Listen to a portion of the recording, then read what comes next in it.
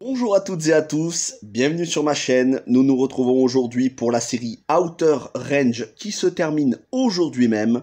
Eh bien écoutez, je vais vous dire tout le bien que je pense de cette série que j'ai trouvée passionnante de bout en bout. Je vais essayer de vous faire une critique sans aucun spoiler, justement pour vous maintenir le mystère distillé tout au long de ces 8 épisodes.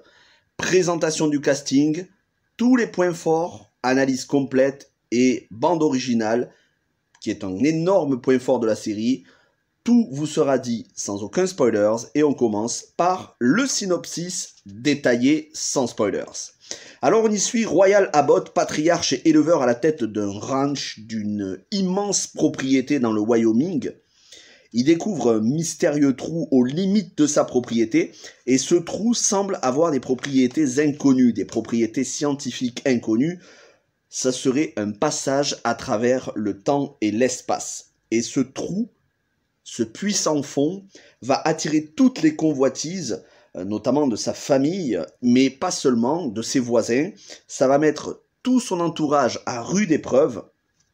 Et dans le même temps, une jeune hippie assez lunaire débarque et demande à Royal Abbott de s'installer sur les terres du ranch, mais elle semble en savoir bien plus que ce qu'elle veut bien le dire.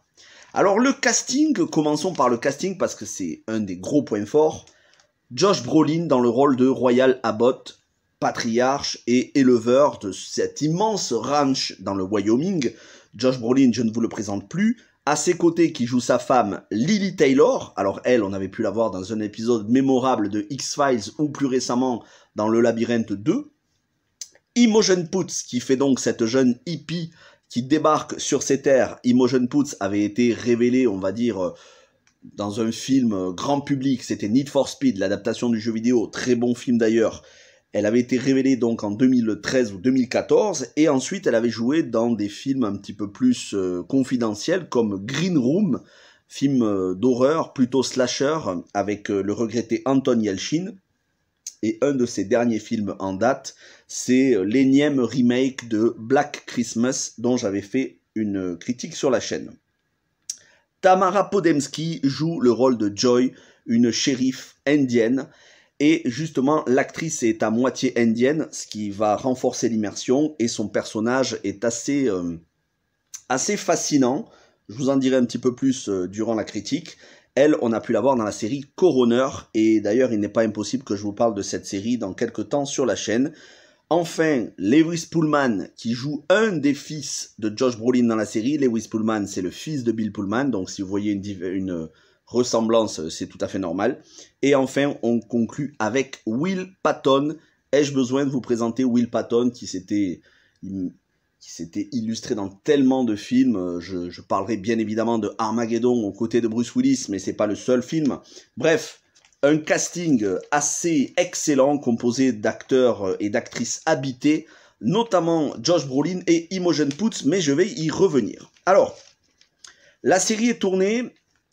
Elle est censée se passer dans le Wyoming, qui est un état du nord à la limite du Canada, mais elle a été tournée au Nouveau-Mexique, dans la ville de Albuquerque, mais aussi en partie à Santa Fe, qui est la capitale du Nouveau-Mexique. Les paysages sont sublimes. Il se dégage une authenticité, une ambiance vraiment authentique qui est renforcée en plus des paysages, et vous allez en voir beaucoup des paysages de montagnes, de plaines, de prairies, de rochers, d'environnements rocailleux. Vous allez en voir beaucoup, mais c'est renforcé par les coutumes des gens, que ce soit le rodéo, la culture indienne qui est vraiment mise en avant. Ça m'a fait plaisir, c'est une culture que j'aime beaucoup. On parle là des Native Americans, les Indiens d'Amérique. Mais aussi toute l'imagerie qui va avec, donc au niveau de la faune, c'est-à-dire les bisons, les ours, les taureaux et tout ce genre de choses. La réalisation, elle est tantôt contemplative, tantôt énergique, ça ne laisse place à aucun moment à l'ennui et aux longueurs. Et quand la réalisation est plus contemplative, ça permet justement de renforcer l'immersion. Quant au visage des protagonistes, leurs traits burinés, leur visage émacié, leur tenue vestimentaire, que ce soit le look au niveau tout simplement des habits ou le capillaire, tout ce qui est cheveux, barbe, vraiment, il y a quelque chose qui se dégage de rustique, un peu rude, authentique, réaliste, et la colorimétrie de la série, il fait pour quelque chose aussi, puisque vous allez avoir parfois des teintes saturées, ça fait parfois irréel, on a l'impression, vous savez, quand on se réveille et qu'on est tout de suite projeté avec la lumière du soleil, on a encore une espèce de... C'est un peu irréel, on est un petit peu aveuglé et en même temps, voilà, on découvre la lumière du jour. Vous allez avoir cette impression aride un petit peu, donc assez fascinant visuellement. L'interprétation est irréprochable de la part de tous, mais en particulier le duo Josh Brolin, Imogen Poots. C'est un duo fascinant, ils vont se tenir la corde jusqu'au bout, tout au long des 8 épisodes, c'est le duo le plus important de la série, bien que les autres acteurs, que ce soit Lily Taylor ou Tamara Podemski, soient très importants aussi, je vais y revenir, mais Imogen Poots, elle est tantôt lunaire, assez perchée, on dirait qu'elle plane, mais elle est aussi inquiétante à certains moments. Donc pour moi, elle livre sa meilleure interprétation. En tout cas, je l'ai vu dans d'autres films comme Broadway Therapy de Peter Bogdanovich et d'autres films. C'est une très très bonne actrice, mais là pour moi, elle trouve le meilleur rôle de sa carrière, en tout cas de ceux que j'ai pu voir.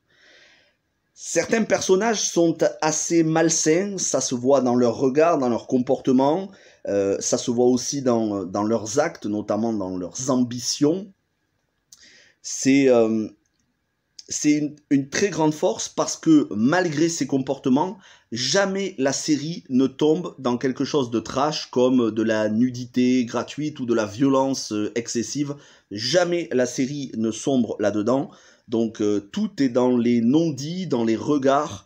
C'est vraiment un très très gros point fort. Et la psychologie des personnages, elle est très profonde. Alors on a des personnages croyants, très pratiquants, c'est une petite communauté, tout le monde se connaît. Il y en a certains qui vont douter de leur foi, d'autres qui vont douter de Dieu, d'autres qui ont un comportement qui est en contradiction, c'est-à-dire qu'ils ont un comportement, ils veulent se faire accepter d'une communauté de croyants, et en même temps dans leur vie, ils ont un comportement qui est en totale contradiction. Mais voilà, ils essayent de faire bonne figure par ambition pour se faire bien voir des autres. On va avoir beaucoup de personnages assez hypocrites qui montrent un visage au public et un autre dans le privé. De la jalousie, des calculs meurtriers, voilà, une ambition dévorante. Ce genre de choses, en gros, l'âme humaine sondée, une âme humaine assez noire. La série ne plaisante pas beaucoup d'ailleurs, il n'y a pas énormément d'humour, il y a quelques moments de tendresse, mais il n'y a pas énormément d'humour, c'est quelque chose de très sérieux. Sans pour autant, comme je vous disais, on sombre ni dans la dépression, ni dans la violence gratuite, mais c'est assez fascinant. L'aspect mystère qui est distillé tout au long de la série, il est maintenu et on a quand même des révélations, bien qu'il y a encore énormément de mystères pour des potentielles saisons 2, 3 et voire plus.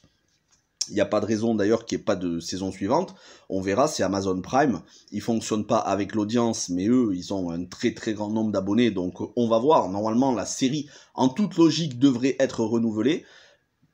Il y a assez de mystères pour tenir plusieurs saisons parce qu'on est sur du néo-western, donc du western moderne, mais qui mélange un petit peu Lost et The Leftovers, pour ceux qui ont les références.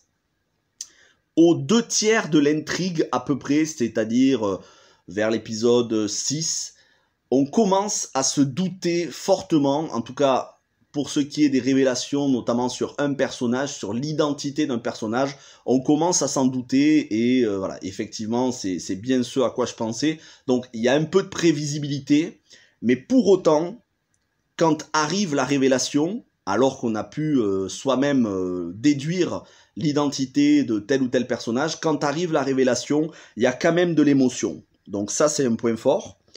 Et enfin, avant de résumer, je parlerai d'un énorme point fort, c'est la bande originale de la série, les chansons qui renforcent l'ambiance, qui ont été utilisées. Et quand je vais vous citer certains noms, vous allez tout de suite comprendre. On a du Leonard Cohen, on a du Chuck Berry et du Johnny Cash, du Bob Dylan, du Bruce Springsteen, du Ella Fitzgerald, et enfin on finit sur du Cass Elliot. Donc autrement dit, que des artistes des années 60, 70 jusqu'à aujourd'hui, enfin jusqu'à récemment pour Leonard Cohen, mais vous voyez, on est vraiment sur ce genre de bande originale qui émaille chaque épisode. C'est un régal à écouter. Et donc, pour résumer, nous avons des personnages attachants, une mise en scène soignée, je dirais même virtuose, une bande originale parfaite, une vraie personnalité qui se dégage de cette série, une vraie authenticité.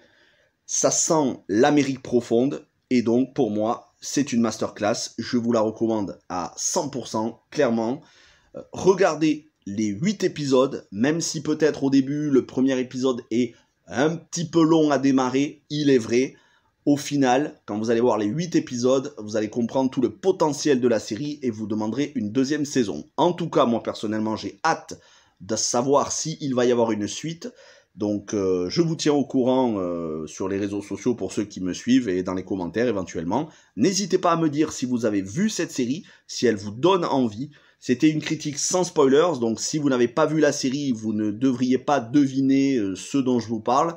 Normalement, ça devrait vous donner l'envie de voir. Et si vous avez vu la série, vous avez compris de quoi je parle quand je parle de révélations sur l'identité de telle ou telle personne.